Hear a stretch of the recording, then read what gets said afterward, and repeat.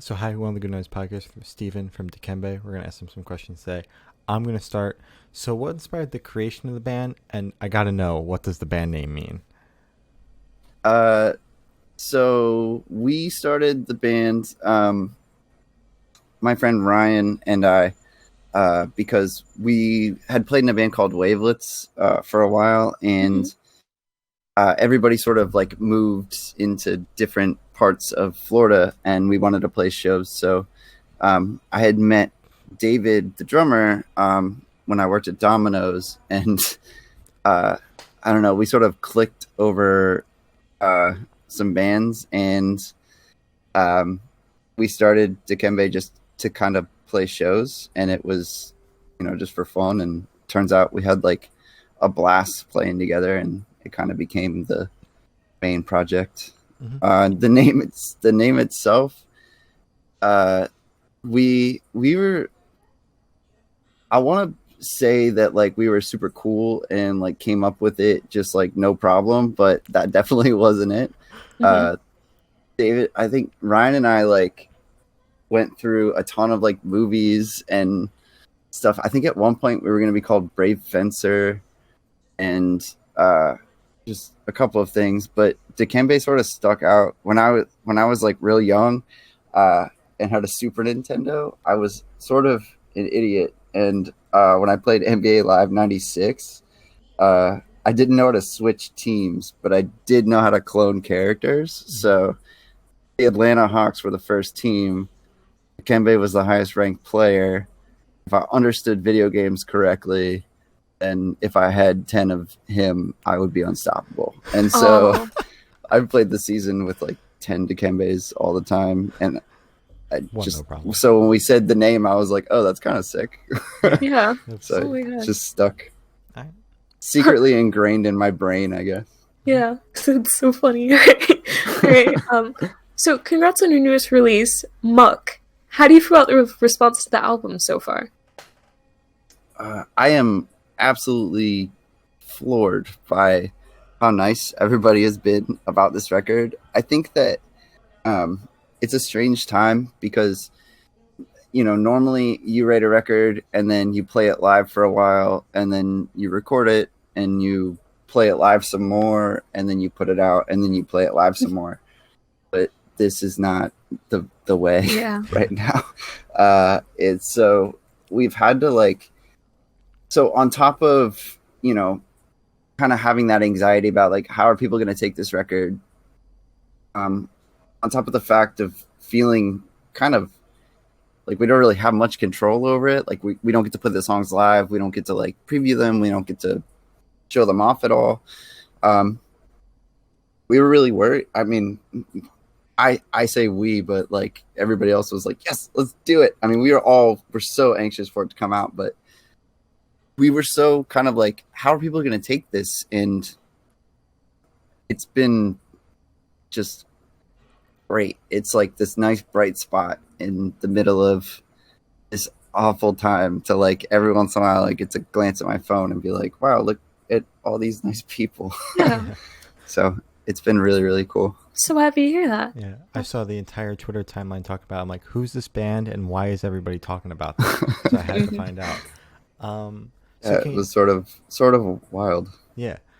when So it kind of the response crazy. I agree. So can you tell me a little bit about your writing process and how it's evolved since your first release? Well, it has changed so much. So we've had a few lineup changes. We started in like 2010, I think, is when the first release was.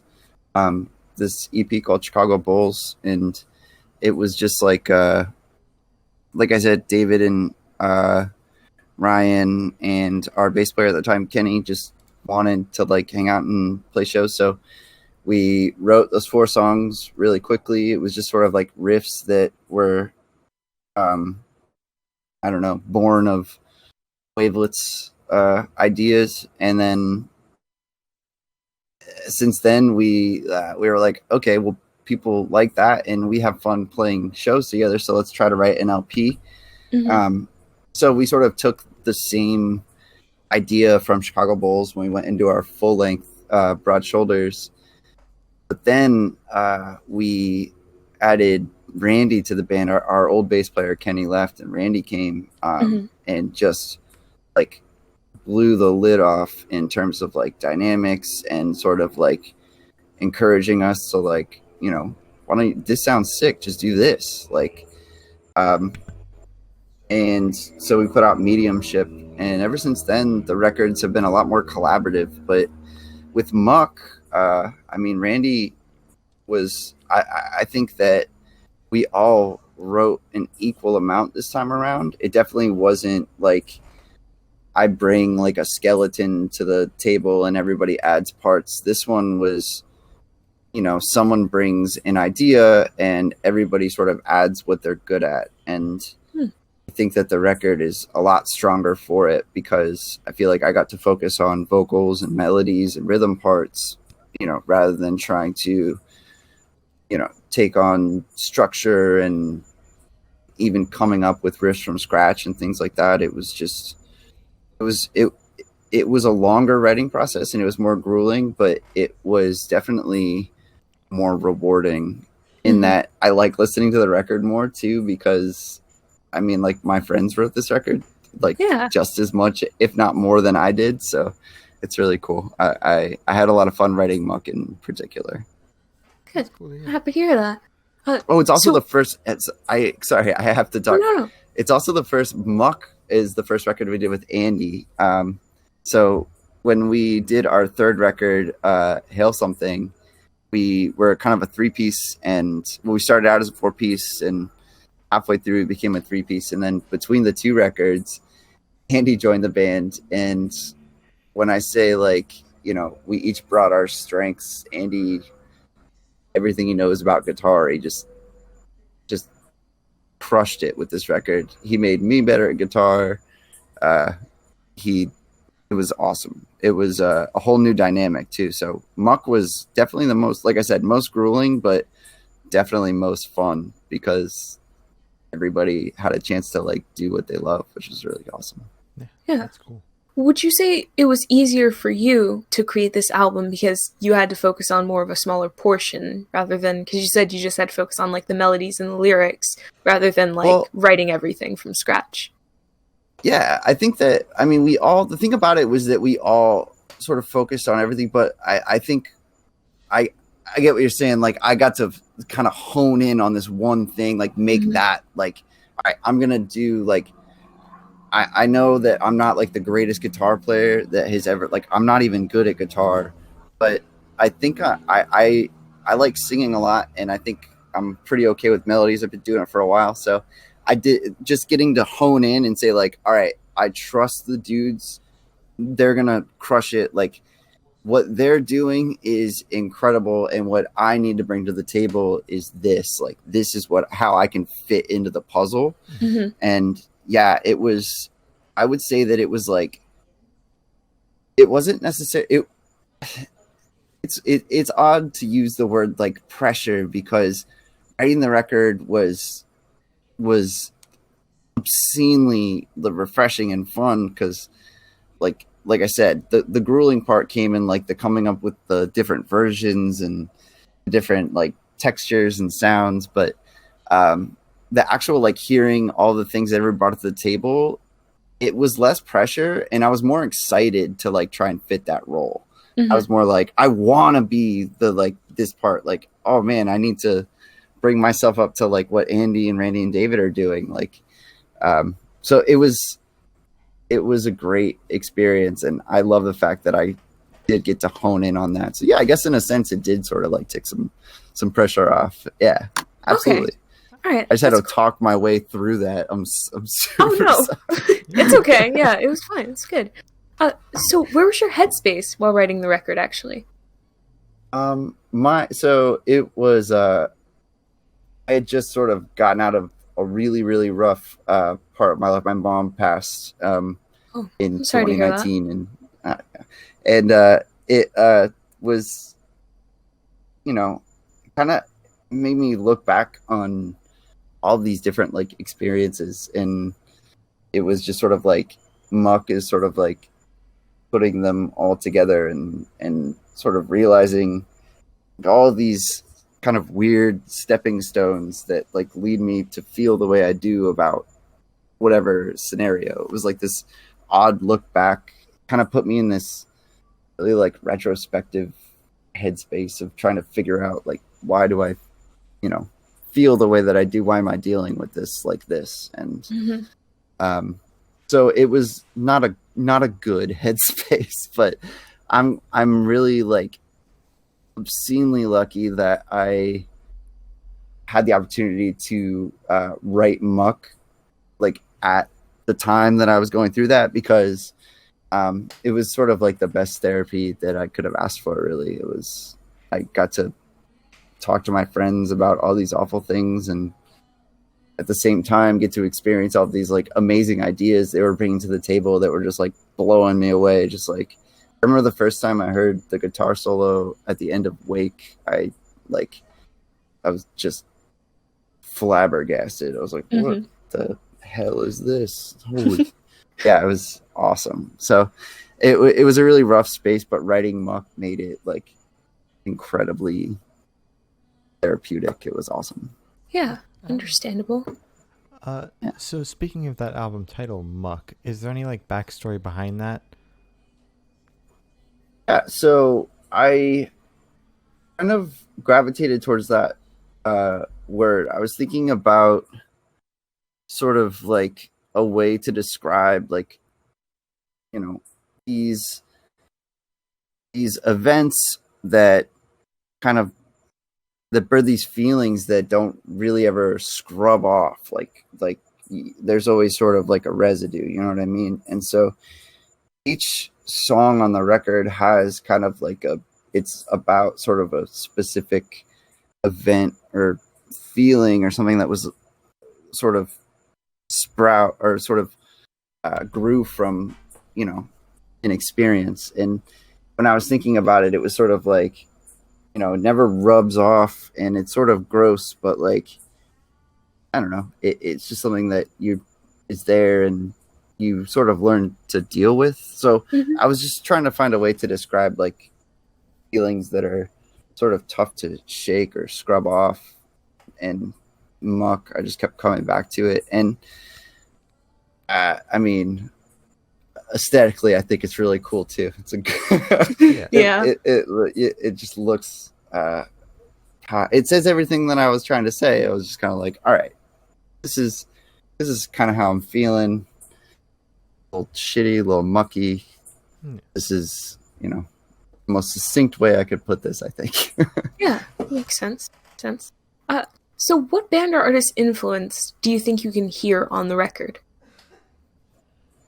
I would say that on this record, one of the things that I love about it is that each of us kind of brought something specific in that, like, I think that Muck sort of sounds like a record that we would all agree on in the van. Like, if we were all like, what should we listen to? Like, we'd be okay with Muck in the same way that we're okay with like Super Unknown or like Left and Leaving or like, just these sort of, iconic records. And like so it's all of these things that we love about our favorite records. It's grungy, so it's got like everything I love about Soundgarden, and at the same time it's got everything I love about like Small Brown Bike, and it's just no holes barred, like my friends writing records that sound like my favorite bands. And then also,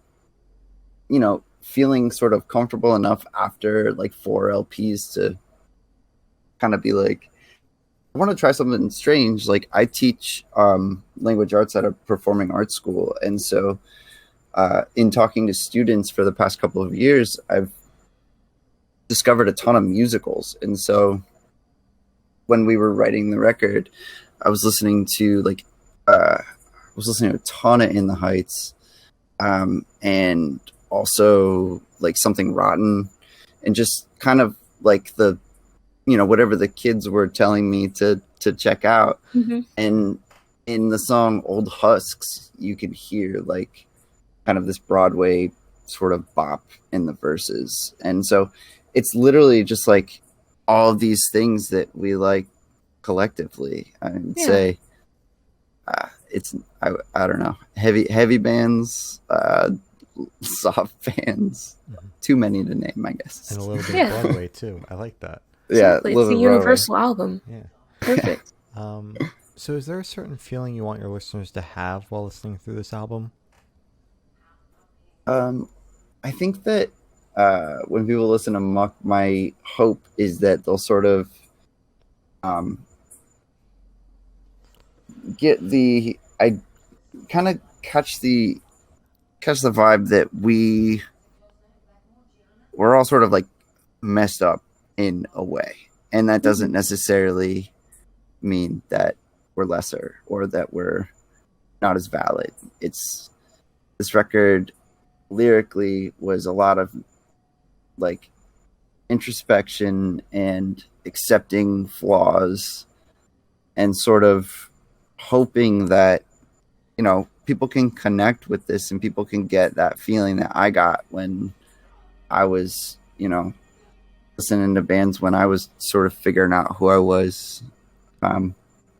So I hope that there's some sort of solitude or something that comes with listening to the record and knowing like, hey, it's all right to be a little messed up. Yeah. Oh, right. So how did you choose the opener and closer for the album? Did you write them to be that way, or did you shuffle it and they fell into that place? Well, it's interesting because Sync, the opener on the record, was one of the first songs, like lyrically, in the batch of songs that we wrote. It was one that I had like demoed on a phone and sort of brought to the guys, and we were like, you know, picking out the little bits and pieces of songs that we'd written, you know, along the way on like tours and things like that. And that kept coming up, and it kept coming up as like, I think this would be really great if it were just sort of guitar and vocals. And the way that it like ended up working out with the loud ending, and then the Wake was sort of had a similar feel, but it was full band. It was just sort of like, okay, Sync is going to be the first song, and I'm happy it's the first song because I think in terms of lyrics, it's got probably my favorite lyric.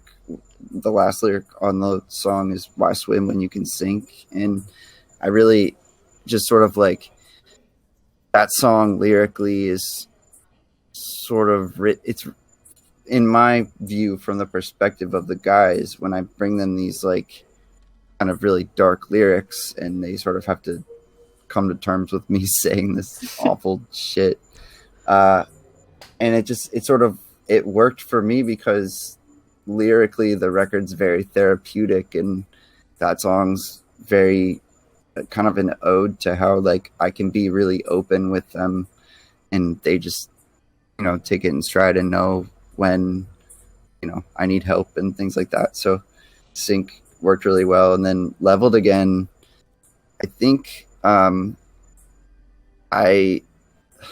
Again has the craziest writing story because we were having like a writing session and our drummer had a foster child at the time, was taking care of a foster child. And so between takes, we were doing something in another room.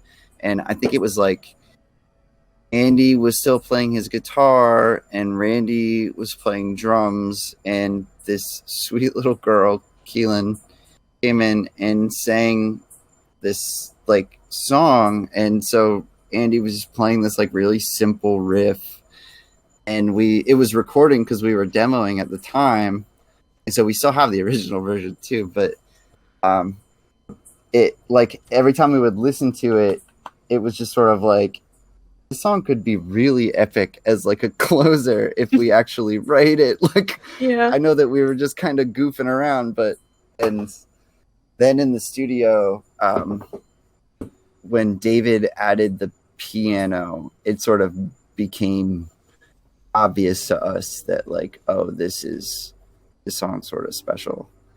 Yeah. And I don't know, we fell into it. I guess I knew David could play piano, but I don't know. I guess I just had not expected the song to sound that way or something. I was just blown away in the studio. So we heard it and it was just kind of like, yep, this is it. This is the closer. All right. Yeah. I like that. Oh, that's so wholesome. Yeah. Yeah. It's pretty cool. So when live shows do come back, what 3 songs are you looking forward to playing the most off of this record? I cannot wait to play All Got Sick. Mhm. I want to play that song so bad. That song in particular is written about our first like successful tour, because in the looking back, when I'm talking about feelings that like don't rub off, they're not always the negative ones. And so that song is like a retrospective of like, hey, remember when like you felt good? Like here's a good one. And the fact that people sort of like, and I know it's got like the video and things, but it's nice to sort of, I don't know, see people take to that song, because it is like a kind of a bright spot for me in my life. So I can't wait to like play it and hopefully like yell it at people and have a good time. I really want to play Stay Beat real bad, because it's got like this really heavy closer, and like the ending portion is like deliberately brutal. Mhm. And so I'm kind of stoked to see what happens there. And then I want to play Leveled Again live, but I don't know how we'll do it because of the piano. I don't know. There's a lot. There's so much up in the air about like playing shows. Like I have no idea what it's gonna be like, and you know, like if our band will be popular or if like the record will sort of like, you know, fade out before shows come back. Like there's no way to tell. I'm so excited to play anything live in front of people again. It is unbelievable. I can't even begin to explain that. Yeah. It is unbearable. I can't wait to teach live at some point in my life. Mhm. Not now, but you know, when it's safe again, I am Just doing going to be things very live. thrilled. Yeah. Yeah, Doing them live. I can't wait. All right. That'd be I Can't get wait it. for human contact. It's gonna be sick. Honestly, Great. yeah. God, that fucking Look human out for that! contact. Look out for that human contact. Oh my Yeah. god, it's gonna be crazy. Coming soon. So we know you like literally recently just dropped Muck, but Mhm. are there any new projects in the future on the horizon? I think that so right now, writing wise, we have not really talked about it because we've all sort of been in the headspace of like, how do we like do something interesting for this record? So we're talking about like some sort of like socially distanced stream. Like the studio that we recorded at has separate rooms, and Gainesville has like rapid testing. So we're coming up with like ways to sort of play the album for people in interesting ways. I'm hoping to do like some streams. I have so many ideas for it's just so weird because you think to yourself like, okay, do I put all of my work into like, or like do I put a ton of effort into coming up with like this interesting stream and like doing a cool thing, or like do I just wait until, you know, things go back to normal and then hope? But it's so odd. So there's no new music in the works right now. I've been writing like lyrics and songs, but we haven't been able to like write together. But we are trying. We're trying to come up with ways that we can play music together again. And I sort of get this feeling that the second we're all in the room together, we'll probably end up writing new songs. That's just sort of what happens. Yeah. all the Alright. Okay. See it. That's how we do Mhm. Okay. it. So where do you see the band in the next 5 years? I our band has always kind of been our band has always just sort of been a passion project. I have a full-time job and a family. David's got a family, full-time job. Randy owns a house, got all kinds of stuff going on with us, and we all have so much going on that Dikembe is sort of like what we look forward to. It's sort of, for me anyway, it is like the escape. It's sort of like I make music so I can like connect with like other weirdos. Mhm. So, as long as my hope for Dikembe in 5 years is that we get to kind of at least just maintain what we're doing. Like I would be thrilled to play house shows to like, tens of people that really like my band until I die. If that's like if that's as far as it goes, that's awesome. I have so much fun doing that, and I have so much fun like talking to people online who really like our band, and you know, I've always been okay with being like the cult band, like the people that do like us a lot, even like if it's not a ton of people. So whatever happens, I'm okay with. Like I just like connecting with other weirdos. So I get that. Yeah. if Oh, that was so it's a lot of cool. weirdos, sick. If it's Yeah. not that many weirdos, still sick. Yeah. Used to Yeah. that. Oh, all right. I love that. So for these last couple questions, we're actually going to shift away from music, if you don't mind, For sure. and go straight to death row. So All right. if you're on death row, yeah. All right. So if you're on death row, what would your last meal be with a drink? V's Vegan Diner, which is an Orlando food cart that I love so much, and I don't really get to have anymore because of quarantine and things. So it would be my death row meal would be a vegan Caesar steak wrap with a side of mac and I guess, what do I like to drink? I always just drink water or beer. I guess beer. A beer. A beer. I would say surprise me. That would be my. Okay. I'd be like, and a beer. They'd ask what kind. I'd be like, who cares? It's like Ours is beer. whatever. Sounds good. So if you could live in one fiction world for a week, where would you live? Oh, dude. Holy cow! I think about this a lot. Oh my god. I think my instantaneous answer would be Avatar, like somewhere, like in like the water tribe somewhere. I think I could live there. The really weird part of me says I'd want to move into the house from House of Leaves. But I think if I had to pick like a place that I would want to live for a whole week, it would definitely be the city from Spirited Away with the bathhouse. Okay. That's where I would want to live for sure. Definitely. Yep, that's it. Yeah. All right, solid.